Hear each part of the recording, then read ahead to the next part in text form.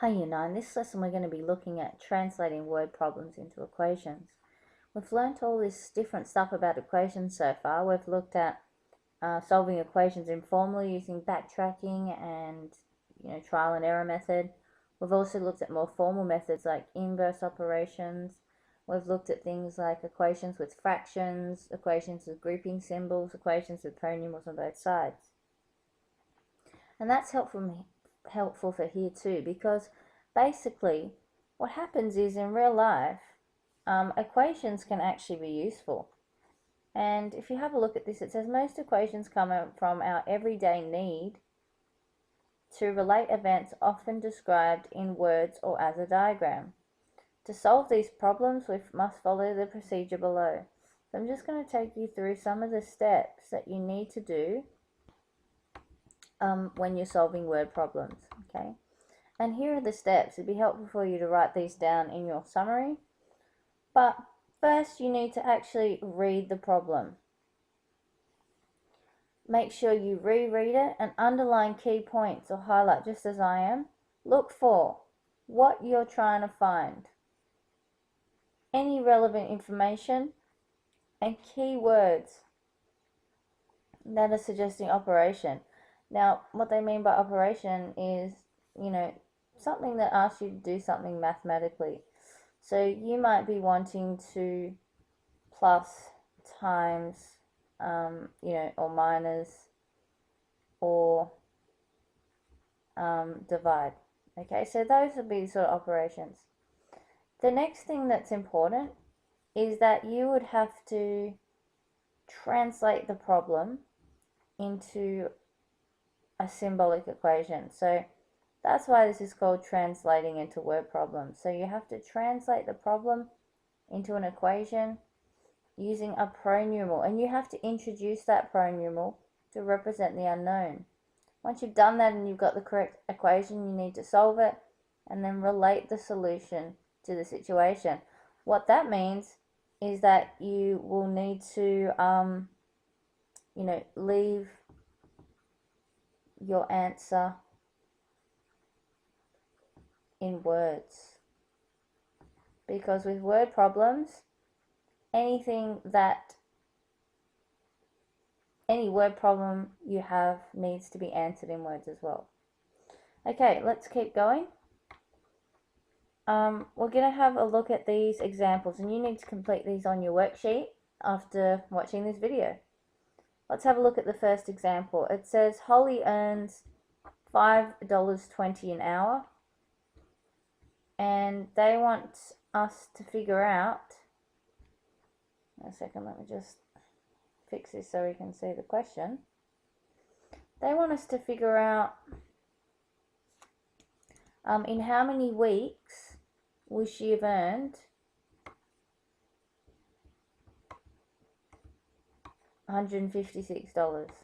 Okay, so that is the first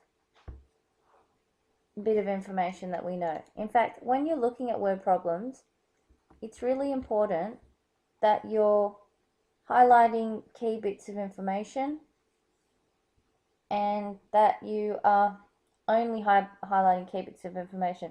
And you can see that in this question, they've actually done that for you, okay? So she earns $5.20 an hour, working for 5 hours each week. And the question says, in how many weeks? So your answer is going to be a number in weeks, and they're asking you about this amount of money, okay? Basically, for all these kinds of questions, we're going to be needing to give word answers and equations, okay? So let's have a look at this first one. The first step is to let the number of weeks be equal to x. Okay, so let the number of weeks be equal to x, and you have to actually introduce that. What you can then say is 5.2, because you've got 5.2 times the number of weeks times some number of, 5.2 times 5 hours times some number of weeks equals 156. Okay, then it's a matter of working out what that is. And when they work out what that is, you get 26x on this side. Remember, guys, to get from 26x to x, what they've done is they have divided both sides here by 26. That cancels out, leaving with x equals, so 156 divided by 26. That's how they get their answer of x equals 6, okay? Now, you haven't actually finished your solution. You need to say that, therefore, she will have earned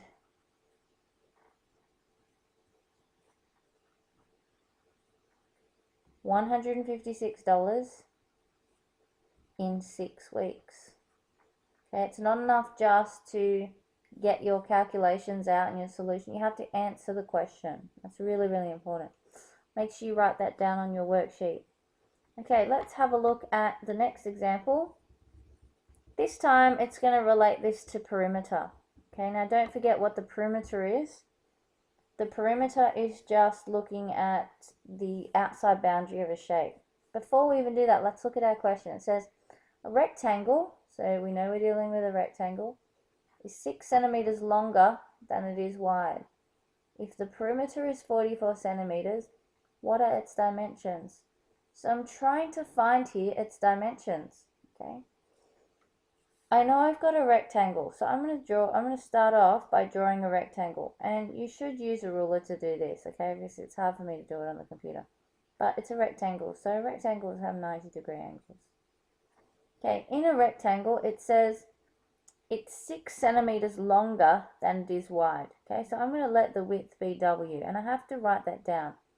So let width equal W centimeters, because it says centimeters up there. So I'm going to let that be centimeters. Then it says it's 6 centimeters longer than it's wide. So this must be W plus 6 centimeters. And it says if the perimeter is 44 centimeters, what are the dimensions? So they want us to figure out, you know, what by what gives 44, basically, when for perimeter, not for area. Now, to get the perimeter of a rectangle, I need to do 2 times the length plus 2 times the width.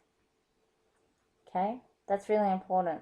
This question's telling me what the perimeter is. It's telling me the perimeter is 44, so I'm going to write that in. I've then got 2 times the length. Now, I know what my length is. It's W plus 6. And I've then got 2 times the width, and W is just W. So I'm going to expand this equation now and solve it. So 44 is 2W plus 12 plus 2W. Collect the like terms. So I've still got 44 here, but I've got 2W and 2W, so that makes 4W. I've got plus 12. I need to now take away 12 from both sides. 12 minus 12 is 0, so I'm left with 4W. And 44 take away 12, figure out what that is. Well, 44 take away 10 is 34, so it's going to be 32. And divide both sides by 4 to get W. So therefore W is going to be equal to 8 centimeters. So I'm just coming over here, therefore the length is going to equal 8 plus 6 centimeters, which is 14 centimeters. And the width is going to equal 8 centimeters. Okay, so we need to give our answer clearly, answering it. So over here, therefore the dimensions are, well, the dimensions of the rectangle are 14 centimeters by 8 centimeters. Okay, so you need to write your answer out clearly. Okay, let's have a look to just compare our answer with theirs. So let's have a look at their answer. So their answer basically says that, and make sure you write your solutions down. Okay, so just pause the video before I've rubbed this out. You can write it on your sheet. This is what they did. So they did the same thing as I did pretty much. And then they summed up their statement by writing it down. Okay, so make sure you write that down. Don't forget, guys, you need to write a summary of what you've learned and write down any questions you have about the video, and include a higher order thinking question. So that's a question that you need to think long and hard about to get the answer. See you guys in class. Look forward to going through this more with you then. See ya.